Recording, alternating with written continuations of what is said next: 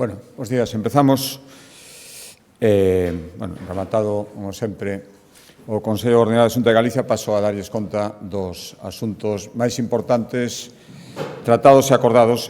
Hoxe, lóxicamente, gustaríame empezar expresando o meu pesar, e creo que falo en nome da maioría do pobo galego polo falecemento coñecido esta mañá do Papa. Creo que con independencia das creencias religiosas de cada un, pois supoñía unha figura de talla mundial, unha figura que votaremos de menos e que deixa, insisto, creo que un gran pesar na inmensa maioría da sociedade galega. Lamento moitísimo, ademais, que por motivo de saúde non pudera ter acudido a Santiago digo, descanse en paz e manifestar o pesar, por suposto, ao Goberno da Xunta de Galicia insisto, creo que da maioría dos galegos. Empezamos cos asuntos ordinarios deste Consello. O primeiro, un acordo trascendental para a vida diaria de moitas persoas que se toma cada ano e que, insisto, un acordo que suscita moita atención, que non é ni máis ni menos que a proposta de días festivos para o vindeiro ano, para o ano 2026. Ose, dimoslle o visto e prace o calendario laboral para 2026, eso en realidade o que supón determinados festivos, que fixa como festivos propios de Galicia para o ano que ven o día de San Xosé, 19 de marzo, o día de San Xoán, 24 de xuño, e o día de Galicia, o 25 de xullo. Recordarlles que a normativa estatal establece 14 festivos anuais, 2 elexidos por cada concello, 9 que son de carácter obligatorio e que non poden ser sustituídos salvo que caigan en domingo, son o 1 de xaneiro, Venres Santo, 1 de maio, 15 de agosto, 12 de outubro, 1 de novembro e, en decembro, o 6, o 8 e o 25. Ben, pois no ano 2026, o 1 de novembro, o Día de Todos os Santos, e o 6 de decembro caen en domingo. E, polo tanto, a Xunta de Galicia propón sustituílos polo día de San Xosé, 19 de marzo, e polo día de San Xoán, o 24 de xuño, tendo en conta que o Día das Letras Galegas recae en domingo. Despois hai outros 3 festivos nacionais, que aí hai opción de cambiarlos por outras datas, se a Comunidade Autónoma o decide, e o 6 de xaneiro decidimos que siga sendo festivo no 26, o Xoves Santo decidimos tamén que siga sendo festivo no 26, e despois hai unha opción, a terceira, que concede a normativa estatal entre o 25 de xullo ou o 19 de marzo. Nos mantemos o 25 de xullo e, polas condicións anteriores, incluímos o 19 de marzo. Por lo tanto, a proposta, como digo, sería 19 de marzo, 24 de xuño e 25 de xullo. Agora, despois deste acordo con o Consello da Xunta de Galicia, daremos traslado o Consello de Galego de Relacións Laborais e, se, como se supón, non hai problemas, o Consello daralle a aprobación, o visto bo definitivo. Pero esta é a nosa proposta que, en teoría, é de esperar que se convirta en definitiva. Esos serán os festivos para o ano 2026. Cambio de acordo, a proposta da Consellería de Facenda, dentro da estrategia de ir conseguindo pouco a pouco que Galicia sexa cada vez unha sociedade máis digitalizada, e se é máis digitalizada hai que garantir a seguridade dos datos, e dentro de un programa que estamos levando a cabo con Cataluña e coa Comunidade Valenciana, chamase Proxecto Retech, son casi 60 millóns de euros, 58 millóns de euros. Este programa que busca seguir afondando en todo o que son solucións de ciberseguridade, nas áreas de ciencias de saúde, na mobilidade ou na industria, dentro deste programa Galicia está liderando os proxectos que están vencellados dentro da industria, coa industria da automoción e dentro da automoción co transporte intelixente. Hai 2 acordos. Vamos ao primeiro, habilitar unha rede de laboratorios. En Galicia serían 4, o Instituto Tecnolóxico de Galicia, o Instituto Tecnolóxico de Galicia, creará un laboratorio para probar a ciberseguridade de vehículos aéreos non tripulados, a Universidade de Vigo unhas instalacións centradas na tecnoloxía 5G e 6G, o Centro de Automoción, o CETAC, un laboratorio para validar vehículos autónomos, e Gradian, un espazo para a ciberseguridade na automoción e na industria. Pois ben, o primeiro acordo, que se creen estes dentro deste proxecto estes 4 laboratorios, e habería un quinto laboratorio, ou se demos o visto de prace a crearlo tamén, que ademais poñeríase en marcha dende a Xunta de Galicia antes do verán e que o que faría é coordinar toda esta rede, coordinar os outros 4. A previsión é que se acabe instalando no futuro Centro de Excelencia en Ciberseguridade que estamos construindo en Ourense, que estará rematado o ano que ven, mentras estará instalado provisionalmente na Cidade da Cultura. A previsión é que estea pois ao redor deste verán xa, e xa digo, este laboratorio terá como misión coordinar os outros 4 e tamén facer validacións de ciberseguridade de produtos e servizos que se propoñan e formar a profesionais en seguridade digital. Cambio de acordo de Consellería, proposta da Consellería de Cultura, os acordamos convocar 6 bolsas de formación para ensinar galego en universidades de España, Portugal, Brasil e Croacia. Son 300.000 euros para que poida haber os chamados a figura do lectorado, os lectores de galego, que son nativos galegos que dan apoio ás clases que se dan en idioma galego pois nos países de destino, nas universidades ás que me acabo de referir, e, polo tanto, dan apoio ás clases e tamén fan un labor de promoción da cultura de Galicia. Para iso, convocamos estas 6 bolsas de formación por valor de 300.000 euros. Van estar nas universidades na Autónoma de Barcelona, na Universitat de Barcelona, na de Granada, na Universidade do Algarve, na Universidade do Estado de Río de Janeiro e na Universidade de Zadru, en Croacia. Cambio de acordo de Consellería, Consellería de Medio Ambiente, hoxe acordamos a distribución das axudas convocadas no seu día, unhas axudas pioneiras, para colaborar cos concellos que queiran crear ou mellorar os espazos verdes dos que dispoñen. Ao final foron 42 axudas, un importe de algo máis de 2 millóns de euros, e beneficiados 35 concellos galegos.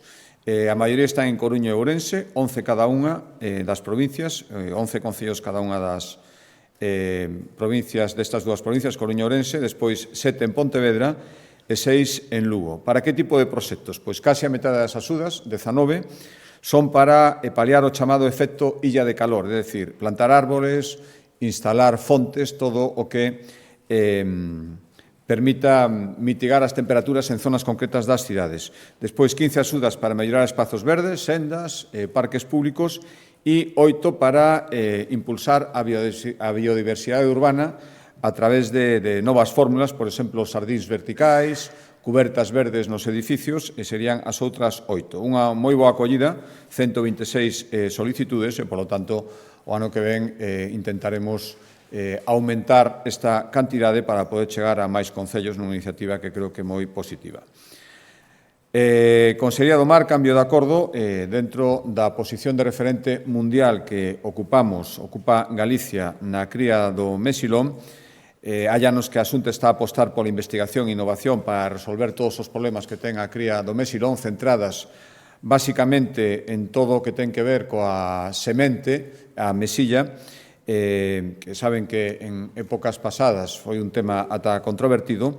Hai que garantir que o aproveitamento da mesilla non supoña un impacto ecolóxico máis alá do razoable e que ao mesmo tempo haxa a disponibilidade suficiente para poder garantir a cría do mexilón. Por lo tanto, no ano 2023 pusemos en marcha un proxecto que chamaba Apromex, 1,2 millóns de euros, que tiña 3 obxectivos: analizar as poboacións de mesilla, avaliar novos sistemas para captala e compartir todos os avances para actuar de xeito coordinado. Pois, hoxe damos un paso máis neste proxecto e aprobamos a posta en marcha dun visor web que vai permitir facer un seguimento semanal da situación das larvas de mexilón en Galicia. Este visor, que será un visor aberto a disposición de todo o mundo, estará xestionado dende o Centro Tecnolóxico do Mar, CETMAR, e haberá paneles interactivos con datos para a disposición, un sistema aberto, pero sobre todo dos creadores de mexilón. Cambio, sigo o sector primario, pero cambio de Consellería de Medio Rural, hoxe aprobamos un novo acordo para seguir colaborando cos concellos na prevención e loita contra incendios.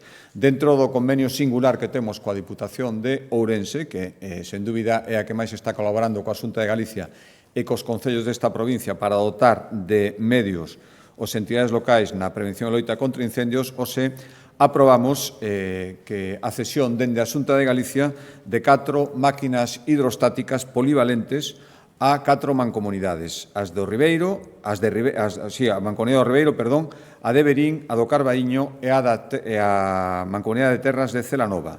É un investimento de 1,3 millóns de euros, o que supón esta cesión, o valor das máquinas, que van poder facer traballos preventivos de roza, limpeza de calzadas e labores de extinción.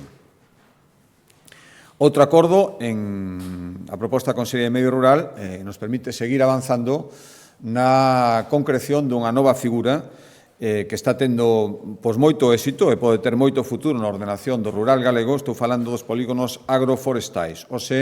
Acordamos sacar a concorrencia competitiva as parcelas que van integrar o futuro polígono agroforestal de Cualedro, na provincia de Ourense. Por tanto, os interesados en alugar ou mercar unha parcela deste polígono poderán presentar, a partir deste acordo, os seus proxectos e estamos falando de un polígono forestal que permitirá mobilizar 64 hectáreas de terreo de xeito ordenado en 72 parcelas. A actividade principal que se propón, e, polo tanto, aí terá que haber as propostas dos que queiran optar, será a gandaría en extensivo e, secundariamente, o cultivo agrícola e a plantación de árbores frutais. En total, agora mesmo, estáse tramitando 34 polígonos agroforestais que están en distintas fases de execución no conxunto de Galicia.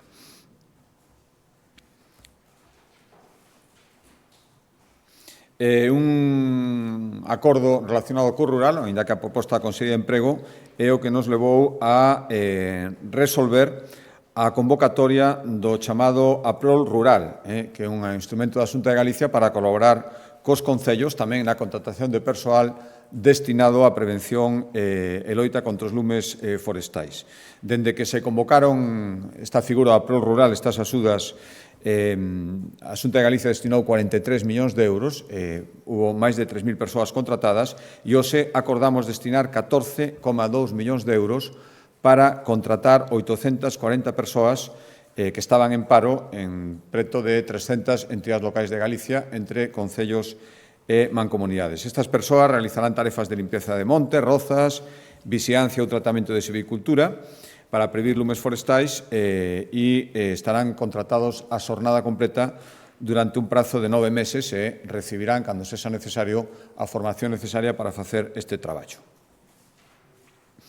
Cambio de consellería e de área, a proposta da Consellería de Vivenda, dentro da colaboración que demandamos, estamos obtendo en Serar, o teño recoñecido varias veces a todos os concellos, para poder poñer terreos a disposición dos promotores, a Xunta de Galicia, cando actúe como promotora, para poder construir vivenda con algún tipo de protección, queremos seguir reforzando esta colaboración con concellos e, se é posible, con diputacións, e o que acordamos foi a creación dunha plataforma web que estará disponible como moi tarde a principios do ano que ven e que vai permitir que calquera cidadán poida consultar dun xeito sinxelo e directo e claro, e intuitivo, que parcelas están disponibles en cada concello para construir vivenda protegida. Isto, lóxicamente, a parte de particulares que queiran acollerse a algún tipo de axuda para facer unha promoción individual, está dirixida sobre todo a cooperativas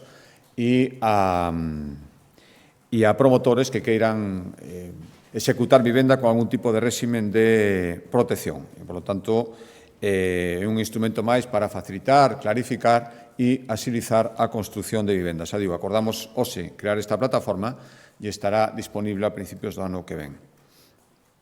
E outro acordo en materia de vivenda foi o que nos leva a destinar este ano 9,5 millóns de euros de axudas para que promotores públicos ou privados construan vivendas protegidas tanto en venda como en alugueiro. Son dúas liñas dentro dos 9,5 millóns de euros, 4,5 millóns van a achegas para ampliar a oferta de vivendas protegidas de nova construción ou rehabilitadas.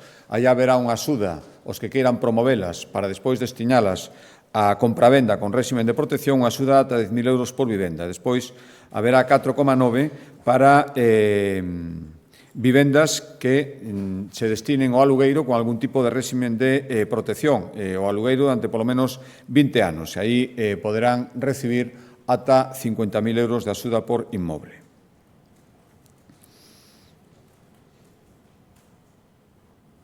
E outro acordo, a proposta da Consellería de Vivenda e Infraestructuras, na cambio de acordo, na súa área de infraestructuras, é o que nos leva a destinar hoxe 13 millóns de euros para as tarefas de inspección e conservación das chamadas obras de paso que existen nas estradas autonómicas.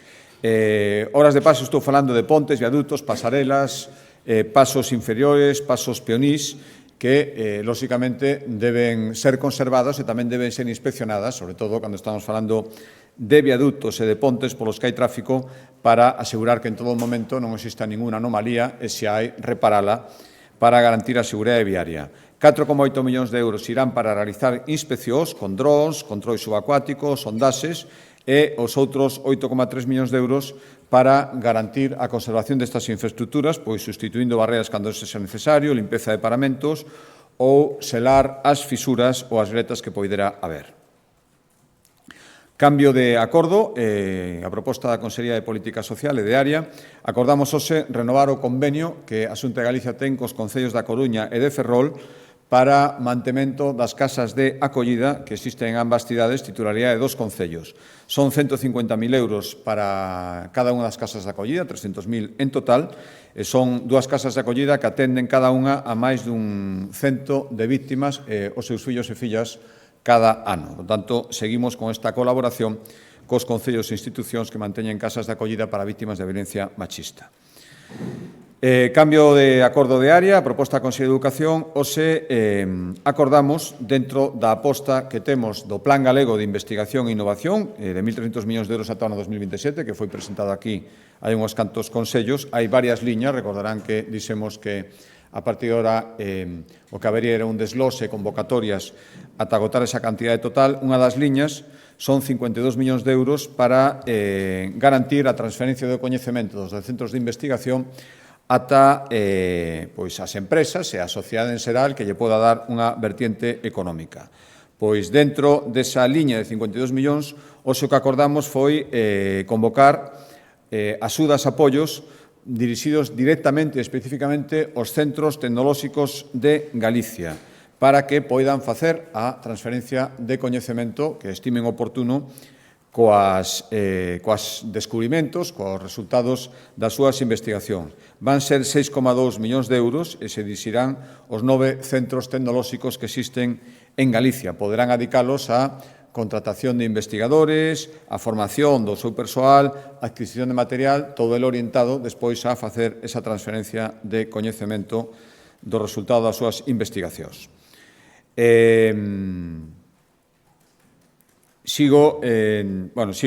Volvo á área de política social, un acordo que tomamos hoxe que é incrementar a partir do vindeiro 1 de maio as axudas que perciben mensualmente as familias acolledoras en Galicia. Galicia é a segunda comunidade a día de hoxe con mellores ratios de acollemento familiar no sistema de protección. Saben que temos apostado e queremos seguir apostando polo sistema onde os menores poidan estar, se pode ser, acollidos por unha familia e, senón, en centros específicos da Xunta de Galicia fuxindo dos grandes macrocentros. A día de hoxe, máis do 60% dos nenos e adolescentes que están en acollemento familiar ou están nunha familia e menos do 40% están nun centro titularidade da Xunta de Galicia. Por tanto, queremos seguir incentivando o acollemento en familias e hoxe o que acordamos foi aumentar en 75 euros ao mes a chega ás familias que acollen nenos entre 3 e 18 anos, que agora pasarán a percibir 425 euros ao mes, que se engade os aumentos que fomos experimentando necesarios, dende logo, nos últimos tempos. Por darles un dato, nos últimos 2 anos, estas familias que acollen a menores entre 3 e 18 anos viron como aumentaban as súas achegas nun 52%. Agora, con este novo incremento que os acordamos. E tamén acordamos incrementar ata os 425 euros mensuais as axudas que perciben as familias que acollen a nenos entre 1 e 3 anos e mantemos en 600 euros as achegas para familias que acollen a nenos menores dun ano. Xa digo, con esta intención de promocionar e favorecer o acollemento familiar. Penúltimo acordo en materia de sanidade, hoxe o Consello da Xunta de Galicia coñeceu un balance dos resultados das cifras da campaña de vacinación da gripe. Os datos avalan o éxito das medidas de prevención. O informe que hoxe coñeceu o Consello da Xunta de Galicia sinala que o 66% dos nenos galegos entre 6 meses e 5 anos foron vacinados contra a gripe. Isto supón un incremento de 10 puntos respecto aos datos do ano 2023. Lóxicamente, hai varios factores que explican esta maior concienciación das familias a hora de vacinar os seus fillos. Lóxicamente, a introdución da vacina intranasal, que evita os pinchazos para rapaces entre 2 a 5 anos, seguro que está detrás destas boas cifras, e tamén o reforzo na información ás familias mediante notificaciones intensivas a través de SMS. Isto respecto á poboación infantil. En canto á poboación adulta, 7 de cada 10 maiores de 65 anos foron inmunizados fronte á gripe. É a taxa que, ademais, esta taxa supera o 80% no caso dos maiores de 80 anos, por lo tanto, a poboación de maior risco. Por dares algún dato máis de 800.000 galegos vacináronse fronte á gripe nesta campaña e a cobertura foi do 54% nos sanitarios e dun 40% nas mulleres embarazadas. E, se queren datos da COVID, tamén a taxa de vacinación chegou ao 60% entre os maiores de 65 anos. Decía, que quedan 2 acordos máis en materia de sanidade. O penúltimo, ahora sí, coñecer como está agora mesmo a licitación desa cantidad de 30 millóns de euros que acordamos nun Consello de finais do ano pasado, do ano 2024, para adquirir todo o equipamento necesario para poñer en marcha o novo Montecelo, o hospital cuxa construción está rematando en Pontevedra. Eran 30 millóns ese acordo global, pois a día de hoxe hai 4 expedientes de 11,5 millóns de euros que están en un avanzado estado de desenvolvemento. 5 millóns para a compra de ecógrafos, xa está licitado, 2,2 o suministro de sistemas de monitorización de pacientes, xa está adxudicado o equipamento para a central de esterilización, 2,3 millóns de euros, e está a piques de adxudicarse a compra de equipamento de material en suspensión, 1,8 millóns de euros. E, ora, xa último acordo que explicará o Consello de Sanidade, asunto que consolida a atención primaria, a atención directa, aquela que primeiro reciben os doentes en Galicia.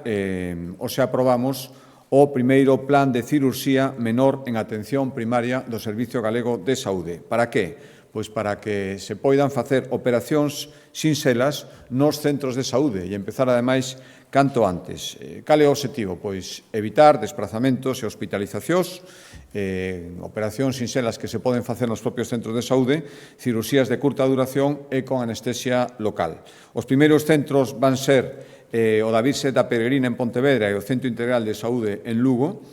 Xa digo, isto farase de xeito inmediato antes do verán e logo iránse ampliando, incorporando os restantes centros de saúde ata chegar á súa totalidade no ano 2029. Pero para darles máis detalles, dou a palabra ao Consello de Sanidade.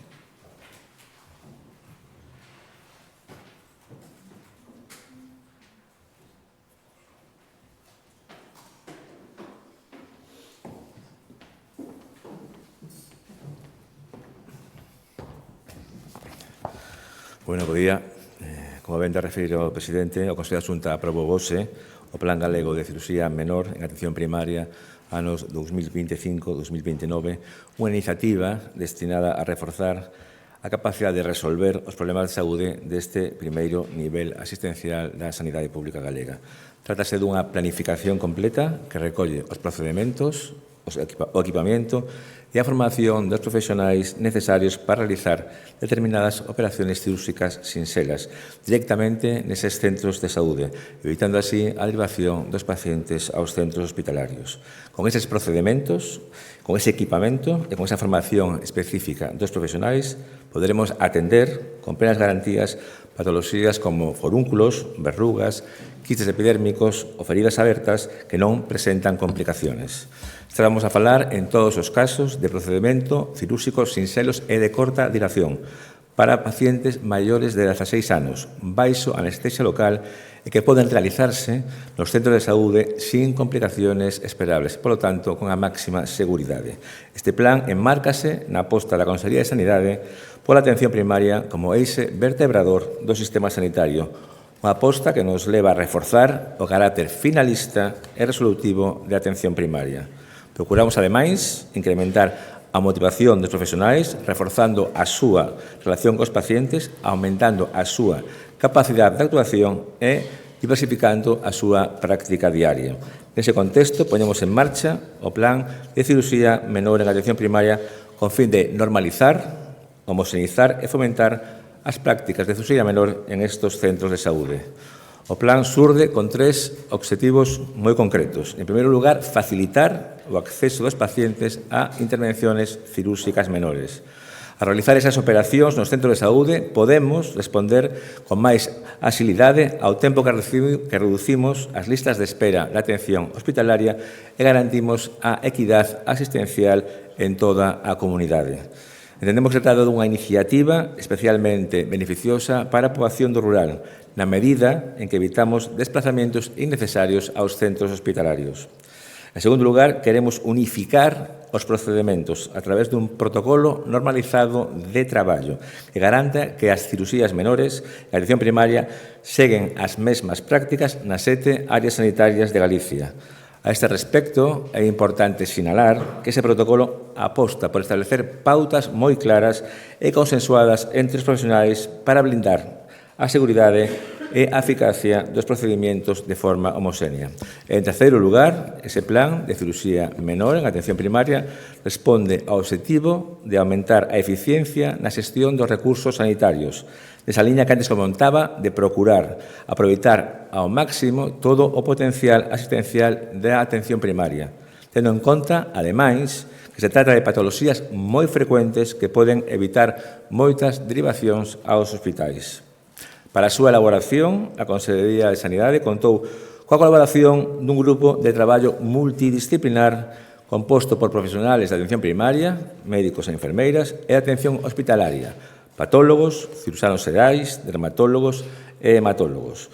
Froito dese traballo, o plan identifica o conxunto específico de patoloxías que poden ser tratadas dunha maneira eficaz e segura nos centros de saúde e que se clasifican en 5 grandes grupos. Infeccións da pel, como verrugas, papilomas ou forúnculos, afeccións das uñas, como uñeiros e paroniquias ou panadizo, lesións traumáticas, como feridas cutáneas, feridas abertas sin complicacións ou hematomas subungueais, reaccións a corpos extraños, como granuloma por corpo extraño e quistes benignos da pel. A partir de aí, o plan establece unhas liñas de acción para acadar os obxectivos marcados, contando con un orzamento de máis de 1,7 millóns de euros. A estandarización de procesos, desenvolvendo guías de práctica clínica específicas para cada procedimento de cirurxía menor, co fin de que se aplique de forma homoxénea en toda a comunidade. A incorporación de novo equipamento punteiro para realizar as intervencións de cirurxía menor de xeito seguro e eficaz. En concreto, o plan prevé a adquisición de 360 lámparas rodantes de luz fría, 200 bisturís eléctricos que sumarán a 145 padiolas articuladas. Por último, desenvolverase un programa de formación específico para profesionales médicos e de enfermería de atención primaria. Trátase de dotalos dos coñecementos e habilidades para asegurar que esas intervencións se realizan baixo os máis altos estándares de calidade. Ofreceránse obradoiros intensivos de 8 horas de duración para adquirir habilidades profesionales na realización de suturas e procedimentos de cirurxía menor, técnicas de anestesia local, identificación do material cirúrxico e os aspectos médico-legais relacionados con estas prácticas. Logo da aprobación hoxe polo Consello da Xunta, a Consellería de Sanidade comenzará o desenvolvemento do plan, comenzando xa antes deste verán coa súa puesta en marcha en 2 dispositivos, o Centro de Saúde Peregrina de Pontevedra e o CIS de Saúde de Lugo. O desplegamento realizarse de forma progresiva e o obxectivo é que estea operativo en todos os servicios de atención primaria no ano 2029. É un paso máis pola aposta da Xunta por fortalecer a atención primaria como pedra angular do sistema sanitario público, con unha maior capacidade para resolver os problemas sanitarios da poboación desde a proximidade e desde a accesibilidade e con maior capacidade de desenvolvemento para os profesionais sanitarios. Moitas grazas pola vosa atención. Se tedes alguna pregunta.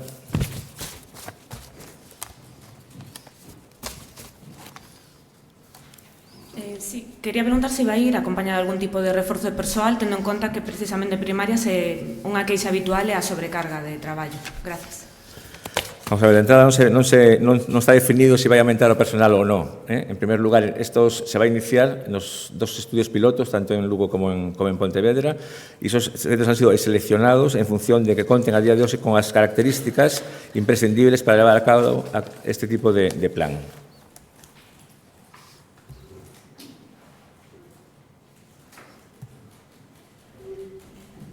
Hola, bo día, conselleiro. Quería preguntarlle sobre outra cuestión neste sentido. Outro día na súa visita á Valedora do Pobo facía mención a que están traballando nunha reforma dos protocolos para a seguridade do persoal sanitario das diferentes áreas sanitarias. Queríalle preguntar se hai algunha data concreta ou se traballan con algún marxe de tempo para que se foda facer esta reforma e se ademais vai ir acompañada dun incremento do persoal que achegue esa seguridade para o persoal sanitario. No marco tamén de que están metendo presa desde as diferentes sindicatos do eido da sanidade. A revisión e actualización dos protocolos de actuación son as que tenen que definir se hai que aumentar ou non o personal dedicado á seguridade. Esa revisión se está facendo tanto a nivel de cada área sanitaria como a nivel da Consellería de Sanidade, que se está mantendo unhas reunións con diferentes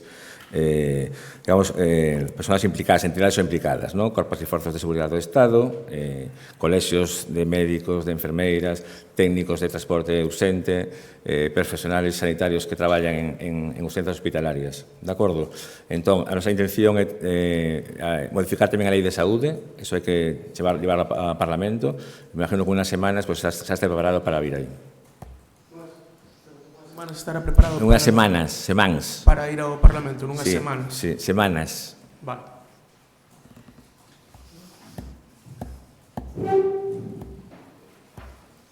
Sí, sobre esta cuestión que comentaba Bea de aumentar o persoal, digo porque precisamente estes días coñecíamos as queixas do persoal do Hospital da Costa que din que non teñen persoal para facer fronte a determinadas urxencias e que teñen que derivar pacientes precisamente a Lugo. Vamos a ver, en relación a déficit de profesionais sanitarios, é un tema que levamos meses falando del. É un problema generalizado, é un problema que non se poden fabricar profesionais sanitarios dun día para outro. De acordo? O que facemos nós é, con o que temos, asegurar a asistencia en todos os niveles da Comunidade Autónoma de Galicia. E, por outro lado, estuvimos facendo presión sobre que o Ministerio de Sanidade, que é o responsable realmente de que haya máis profesionais sanitarios, aconsellándoles tomar alguna serie de medidas. Algunas se tomaron, como foi a modificación de selección do sistema MIR, outras todavía non, como é a posibilidade de aumentar a edade de xubilación hasta os 72 anos, facilitar a acreditación de máis centros para poder realizar formación especializada, nada máis, o sea, con o que temos, nosotros gestionamos o que temos, el Hospital de la Mariña tamén, a asistencia está garantida, si puntualmente hai que trasladar a un paciente a Lugo, pois hai que trasladarlo, a cousa así. E despois estamos tamén pendentes de a resolución nunha convocatoria de empleo, de consolidación, tanto un concurso de méritos como unha OPE, que al final veremos como queda o panorama en todo referente a hospitais comarcais, que esperemos que quede mellor do que están a día de hoxe. Boa tarde, conselleiro. O helicóptero 061 con base en Santiago leva 3 semanas inoperativo. Esta Semana Santa, ca alta ocupación e desplazamentos que se registraron na comunidade, este servicio estuvo fora de funcionamento e aínda hoxe seguimos pendentes da súa reparación. Son xa varios os episodios similares e a Xunta sancionou a concesionaria e quitoulle o contrato. Que medidas aplicará a Sanidade sobre este novo incumprimento e como pode o Goberno de Galicia garantir a asistencia en emerxencias sen recursos como este? Gracias. Moi ben, efectivamente, desde comenzos de mes de abril, o helicóptero medicalizado con sede en Santiago de Compostela está averiado, ten unha avería importante. Esta Consellería de Sanidade estamos intentando agilizar o máximo que é a resolución deste problema, tendo en conta que xa se rescindou o contrato do que la anterior empresa, unha empresa que ten moitas penalizaciones por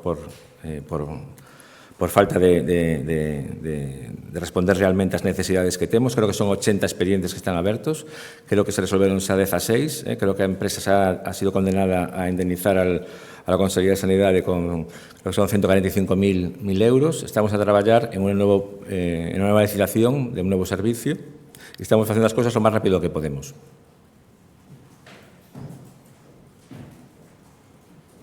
Sí, boas, conselleiro. Falaba antes o presidente de datos de vacinación no persoal sanitario rondaban a metade dos datos máis baixos entre todos os colectivos que mencionaron. Na súa opinión, cal pode ser o motivo deste dato tan baixo, un acto como a vacinación entre os profesionais, e como poder incrementalo? Moitas gracias.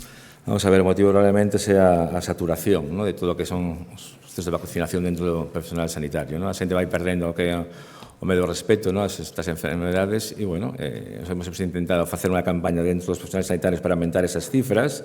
Eu, de feito, perdí unha aposta con a directora xeral de Saúde Pública al respecto, porque eu creía que facilitando al máximo a vacunación dos profesionales sanitarios en sus centros de traballo iba a aumentar. Non foi así, bueno, non sempre se gana, pero, bueno, insistir en a necesidade de vacunación, moita educación sanitaria e analizar tamén, probablemente, agora que vamos a tener os datos completos de cuáles son os colectivos que máis se vacunan, cuáles son os que menos se vacunan e a partir de aí tomar decisiones, ¿no? Sabemos que en atención primaria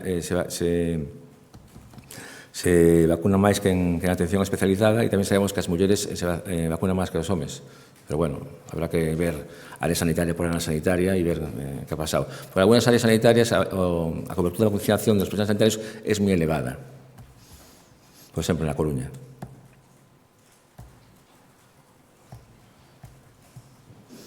¿Listo? Muy bien.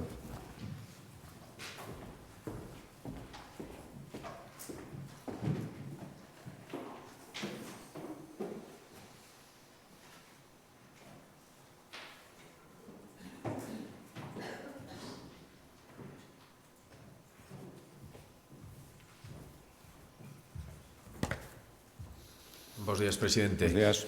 A 2 días do debate de Estado de Autonomía, eu quería preguntarlle como afronta esa cita, se vai a ser máis un balance ou máis unha mirada cara ao futuro, que agora o que queda pendente de legislatura. Gracias. Bueno, as dúas cousas. Lóxicamente, hai que facer un balance, pasado un ano, diante do Parlamento, porque creo que tamén é parte do que debe facer un goberno que quere rendir contas, por lo tanto, había compromisos cos que nos presentamos ás eleccións e, por lo tanto, compromisos que deben ser cumpridos.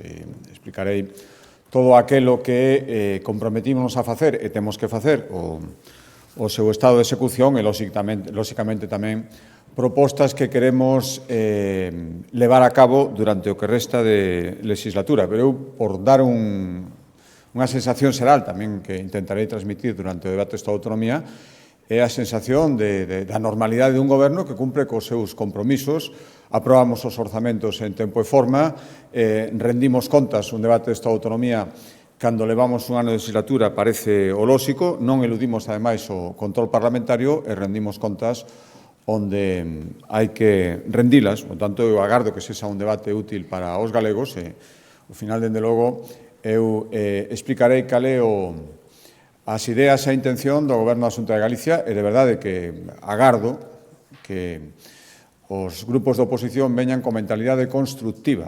Por suposto que haberá fiscalización, é o seu papel, por lo tanto, é perfectamente entendible que haxa, pero tamén entendo que haxa algo máis que o que eu percibín este ano, que é o poñerse de perfil e moitas veces non saber cal é a opinión dun grupo e o non polo non sistemático do outro grupo, do grupo mayoritario. Por lo tanto, espero que, si estos son os dous modelos que se van a ver, que a xente os perciba claramente, pero agardo que, aínda que sexa de un xeito excepcional, os grupos de oposición veñan con mentalidade constructiva, aportando o grupo de goberno e que haxa propostas de resolución nas que podamos chegar a acordos. Hola, presidente, que tal? Moi boas tardes. Eu quería pedirlle unha valoración ou un pouco a súa reflexión pola morte do Papa Francisco sobre o legado, a súa influencia na sociedade galega. Se pode ser en castelán. Moitas grazas. Sí, bueno, empezaba esta comparecencia lamentando en nome do Goberno da Xunta de Galicia su su fallecimiento, el fallecimiento del Papa Francisco, y explicando mi convicción de que, por encima de creencias religiosas, es una figura que suscitaba un aprecio general, no dejaba indiferente a casi nadie y, por lo tanto, creo que el sentimiento de pesar por su muerte es el mayoritario en la sociedad gallega. Decía también que lamento, desde luego nuestra intención era volver a intentarlo para el Xacobeo del año 27 y por supuesto lo haremos con el nuevo Papa, la intención de que visite Galicia y de que en lo que se ha convertido a día de hoy en el gran centro de peregrinación de la cristiandad, que también trasciende incluso a la religión católica, y lo vemos todos los días en la procedencia y en las motivaciones de los miles y miles de personas que están llegando a Santiago estos días. Creo que la presencia y el respaldo de la visita del Papa en Santiago creo que será fundamental. Creo que además un Papa con origen argentino, con las conexiones que además tiene Galicia con ese país, establecía unos vínculos todavía más estrechos. Por lo tanto, lo echaremos mucho de menos, agradecemos su labor y resulte quien resulte elegido, estoy seguro que la sociedad gallega celebrará muchísimo si puede estar aquí en Santiago en el año 27. Boa tarde, presidente. Tamén con motivo do falecemento do Papa, quería preguntarlle se cree que resulta preciso reflexionar ao fío do seu pasamento sobre algúns dos asuntos sobre os que máis predicou, como a súa denuncia á crueldade de Europa que a inmigración e que a acollida de menores non acompañados, hoxe que o debate en torno aos menas trasladados á península dende Canarias ou Ceuta é especialmente virulento na política nacional. Grazas. Sí, bueno, o Papa expresou efectivamente a súa preocupación, era unha preocupación recurrente e ademais é que creo que exercía perfectamente o papel que tiña que facer a cabeza máxima da Iglesia respecto á necesidade de solidaridade e acollemento, que o mesmo que intentamos, hoxe mesmo había un acordo nese sentido na Xunta de Galicia, e aumentamos moito os fondos da Xunta de Galicia no acollemento de menas, na axuda a inmigrantes nestes últimos anos, non me terán nunca escoitado, nin a min, nin a ninguén do meu goberno, decir outra cousa que Galicia ten que ser unha terra acolledora, xa que durante moito tempo foi unha terra que necesitaba acollemento nos lugares onde hubo que emigrar. Por iso insistimos tanto na necesidade de que isto estea realizado dun xeito ordenado e planificado para poder facelo ben. A última ocasión que tiven de transmitir isto foi o ministro responsable, o ministro Torres, e agardo que tomara nota. Galicia nunca se vai negar a acoller inmigrantes, nunca se vai negar a acoller especialmente menores acompañados, sempre cando se realice de xeito planificado, porque que senón é imposible, planificado e financiado. Por tanto, posturas que teñen algúns dicindo que non hai por que facelo, eu digo que sí, aquí en Galicia hai que facelo, se pode facer, pero se temos os medios, senón non o poderemos facer e teremos que poñerlo de manifesto.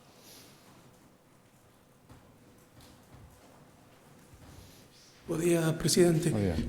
Aproveitando que hoxe levan un acordo sobre os polígonos agroforestais, quería falar tamén, ou preguntarlle tamén sobre o tema do eucalipto, non? Vemos de ver que, a pesar da moratoria vixente, hai un número importante de plantacións ilegais que están, bueno, as que se lle impuxeron multas, un aumento das hectáreas ao eucalipto. Bueno, esta moratoria vai rematar a final de ano. Algúnas entidades, incluso do sector forestal, están a pedir que esta moratoria continúe durante o resto da década, cando menos. Entón, a pregunta é se desde o goberno galego teñen intención de continuar coa moratoria do eucalipto, e se fan un balance autocrítico ou se pensan que son necesarias algún tipo de medidas coercitivas para que esta sexa máis efectiva e que non haxa esas plantacións ilegais. Moitas grazas. Sí, bueno, en primer lugar, resulta curioso, ¿no? Algunhas organizacións que na mesma comparecencia pública son capaces de decir que a moratoria non vale para nada e que ao mesmo tempo que a moratoria ten que manterse. Por tanto, a ver se nos poñemos de acordo nas cousas que se sosteñen. Saben de sobra que hai un prazo para decidir o mantemento ao levantamento, que é a finais deste ano, e, por lo tanto, lóxicamente, o goberno galego lle toca tomar esa decisión e valoraremos todas as circunstancias que concorren. Primeiro, que é unha especie forestal que supón o sustento de moitas familias, isto hai que decirlo, e que ao mesmo tempo esta especie ten que convivir e temos que fomentar, ademais, a existencia de especies autóctonas, como estamos facendo, que a día de hoxe, por certo, ocupan máis superficie que as frondosas, as autóctonas, que o eucalipto. Dito isto, cando as plantacións ilegais, por suposto, hai que perseguir todo isto e sancionarlo. Vostede mesmo decía que hai medidas coercitivas e multas que se impoñen. O desexable sería que se cumprir a lei, e cumprir a lei é cumprir o que está establecido neste período que agora mesmo de moratoria respecto ás plantacións. Mentras non se faga isto, os que incumplan que saiban que terán en riba o peso da administración multándolles e, a partir de aí, durante este ano, tomaremos unha decisión vendo todos os intereses en xogo. Sí, boa tarde, presidente. Eu queria preguntar sobre ese acto na Cidade da Cultura da semana pasada. Surdiron diferentes críticas.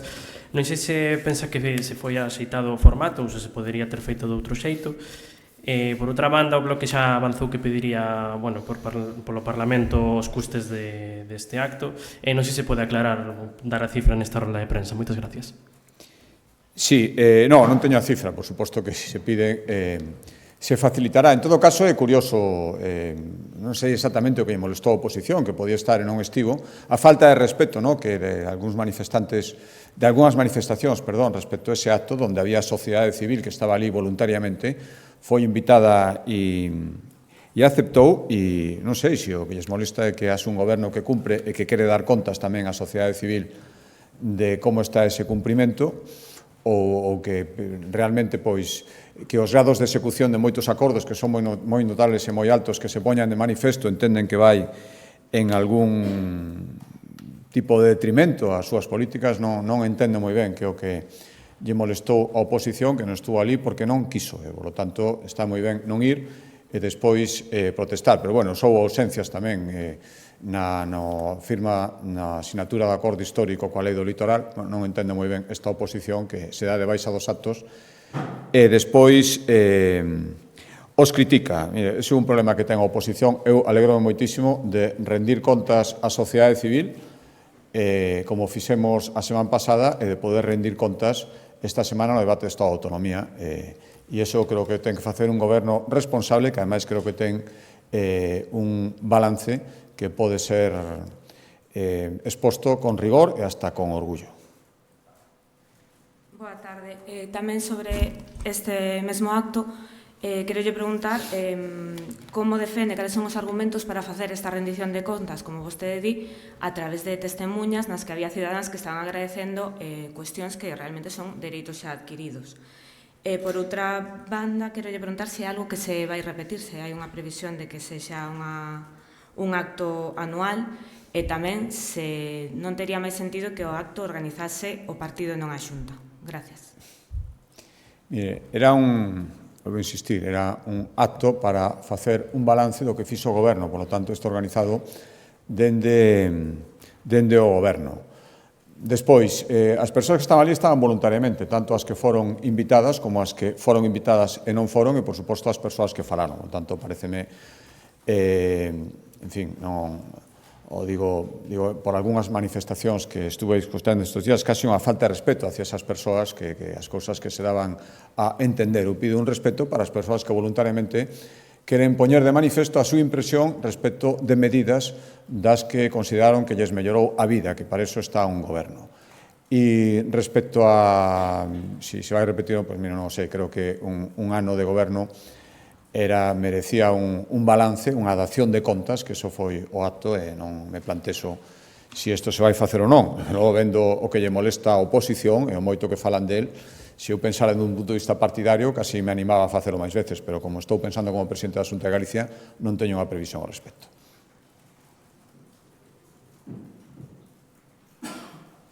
Que tal? Bos días. Quería preguntar, porque fixo unha neurocientífica Sonia Villapol, que traballa no Medical Center de Houston, unhas afirmacións respecto ás afeccións respiratorias que pode traer a planta de Altri en en Palas debido, bueno, pues obviamente as estruturas, as chimeneas grandes e as emisións que vai a facer, que vai, ela comentaba que vai ter incidencias respiratorias en parte da poboación que vive na contorna, falaba de POC, asma, problemas respiratorios. Non sei se os técnicos da Xunta valoran esta situación ou a van a evaluar no futuro. Gracias. Mire, non coñezo esas valoracións, en todo caso, volvo a, digo, desa persoa, desa médico a que vostede se refería, en todo caso, volvo a insistir, reivindicar o labor dos técnicos da Xunta de Galicia, dos máis de 40 que asinaron nas súas respectivas competencias e responsabilidades a validación desa día, igual que fan con todas aquelas, e tamén coas que entenden que non cumpre, pois non teñen autorización, non teñen esa día. Por lo tanto, eu volvo a transmitir esa tranquilidade e supoño que, igual que hai esa opinión, haberá outras que pensen todo o contrario, pero, lóxicamente, a quen me debo remitir, e me remito con todo o convencemento e a profesionalidade dos técnicos da Xunta de Galicia, que son profesionais e o son moito, e expertos en cuestións que foron ali analizadas e que decidiron que era un proxecto viable. Moi ben, moitas gracias.